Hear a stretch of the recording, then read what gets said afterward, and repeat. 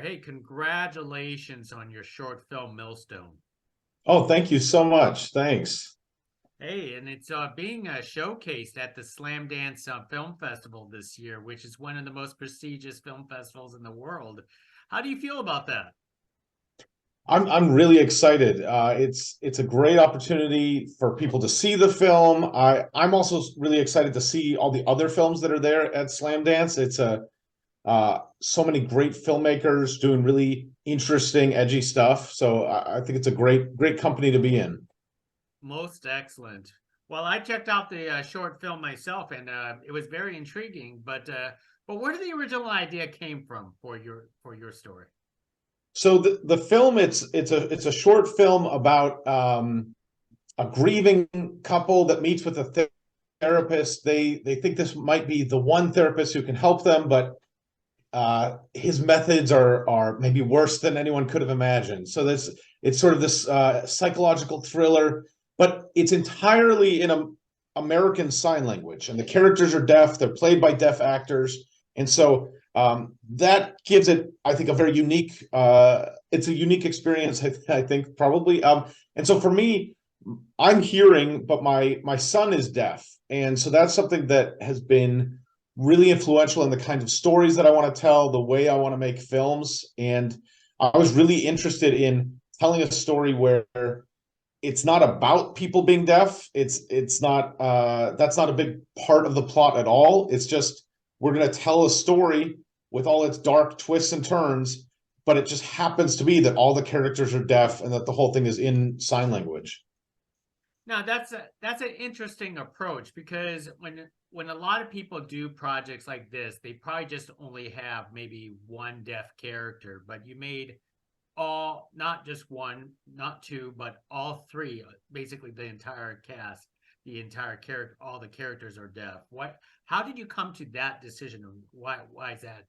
Why is it this? Yeah, I that was a really intentional choice. And I think if it was a mix of characters, then there would be a the deafness would play a big role in the story. And part of what I wanted to do was to put more stories out there that just happen to be in this world. You know, when I think about my son growing up, I want him to be able to see films with people like him on the screen and see all sorts of different stories in sign language. And I think there's only so much appetite for stories where it's all about being deaf, or where it's about let's have a hearing character learn about what it means to be deaf or something. There's only we can only see that story so many times, but there's no reason why we can't have all sorts of stories in sign language. And then also, I have a great connection now to the deaf community and to a lot of these issues, but it's not my lived experience. Like I don't know that I can write or tell the story of what it is to be deaf. But I can tell a story about people and their lives and relationships. And then the idea of casting deaf people in that role just seems like a really interesting one. Well, technically, deaf people are still people too, and Oh, and they go through regular stories just like the rest of us, like your film did. well, and that's absolutely true. And I think what we see when we see deaf representation at all in film and TV, it's often all about the person being deaf, as if that was the entirety of their identity, as if that was the entirety of their experience. And so the idea that we can just skip right past that and have, these people be, grieving, be evil, be virtuous, whatever the case may be, but it's not defined by one characteristic. That is true, and your story could easily be played by three hearing people, and it still has the same result, and that's the beauty of this story. And that was really something that I was shooting for, something that didn't have to be part of it, but sort of saying also that I hope other people make stories and films like this where it doesn't have to be about deaf people, but we can make it with deaf people. We can have deaf actors, we can have deaf characters, and that doesn't have to limit the kind of stories you tell. Right now, in the case for this film, because intentionally all three characters are deaf characters, but you also wanted to have what deaf actors play these characters. Yeah, that was always really important to me. The it was that all three actors are deaf. It was really important to me that the characters be very comfortable with sign language. That we didn't have a hearing person playing the role of a deaf person. I'm not going to say that's something that should never ever happen, but that wasn't something I was interested in doing with this film. That it was really important to me to have the characters actually played by deaf actors, and I think there's something that you gain from that. Aside from questions of do you need to do that? Is it essential to do that? I just think creatively you gain so much from actors who can bring their own experience and their own lives into the roles. And when you're doing this in sign language, it's such a visual, such a full body language that I think having actors who are really comfortable with that, where they're bringing that to the table, adds so much to the story. So essentially, it brings more authenticity, is what you're feeling. Absolutely, absolutely. Now, tell me about your direction for ASL. I mean, with having a deaf son, I'm assuming that it's something that you're used to already, so this shouldn't be a challenge at all, right? Well, both of those are, it is something I'm very used to, and it is still a challenge. Sign language it's a language unto itself. So it's not just like signs for English words. It has its own grammar, it has its own vocabulary. And so that's something I'm learning as we go. And my wife and I like to say we're 4-year-old fluent. Our son is 4, and we can communicate with him in sign language. It's a little tougher for me to sign with professional adults. But so that was something really important we had in the production of this. We had the actors, we had ASL interpreters, so going between spoken English and sign language. We also had ASL consultants for some of the actors who wanted that, where a deaf person working with them just on the dialogue, on the signs, which is something that I can, as a director, I can see, what I want from them as a character, what I want from them in their overall performance, but then having someone who is an expert in sign language working with them on the specific signs themselves. So really put a lot of effort into trying to make this as comprehensive or really, doing justice to the sign language. Now, before I forget, talk about the cast that you did bring in here.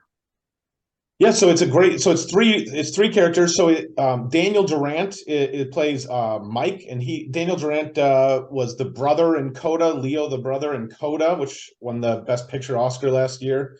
He was also recently on Dancing with the Stars, where he did an amazing job. And then Eddie Buck and Bellamy Bachleda are the other two actors in this. Also great, very talented actors who brought a lot to this. Wow.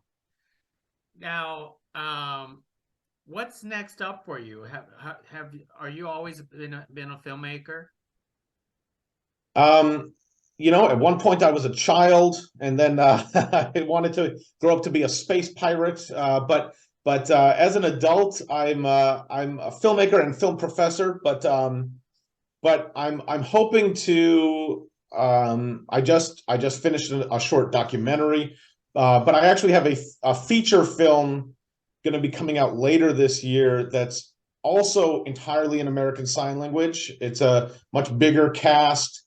Bigger story, but that's and again, that's a story. It's called I'll Sleep When You're Dead. It's a dark comedy where, again, the characters are deaf, but that isn't the point of the story. That's not really a big plot point. It just happens to be that that's the world that the story is taking place in.